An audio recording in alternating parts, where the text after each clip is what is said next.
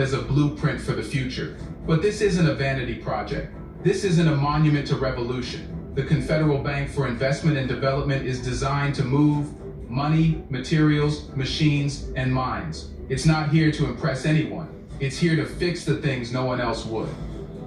For years, the West talked about infrastructure investment, yet the roads between these three countries remain dust paths and potholes. The World Bank would announce multi-million-dollar railway programs, but the only thing that moved was the consultants and their reports. Now, the Confederal Bank is stepping in where promises failed. Its first order of business, rewiring the region's bones. We're talking rail lines that connect Niger's uranium hubs to Mali's factories and onward to Burkina Faso's distribution centers. Okay. Not to Europe, not to ports for export, Okay. but to each other. Because that's the difference. This isn't about exporting raw materials for foreign profit.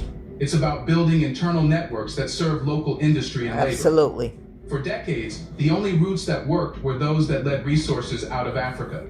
The Confederal Bank's mission is to flip the flow, to link farmers to processors, Yep. miners to refiners, Yep. and products to markets within the region. Absolutely. It's the logistics of liberation. But this transformation won't ride on steel alone. The next battleground is energy. In a region battered by blackouts and controlled by imported fuel prices, the Confederal Bank is backing a different future.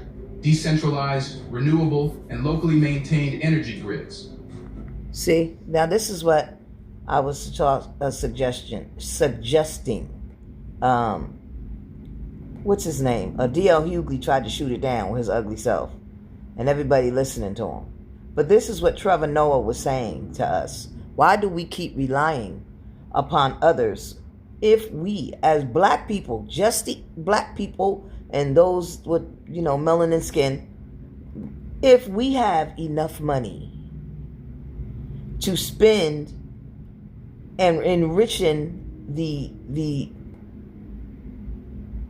pockets of the, what's the name of these stores, of the fatten the pockets of the Walmarts, and if we spend $1 trillion at Target, why can't we do right here in America what these three countries are doing? Why?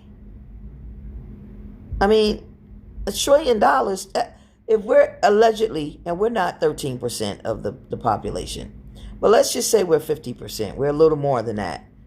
With that amount of money, investing in businesses, growing our own pharmacies and our own food, we can do it in America.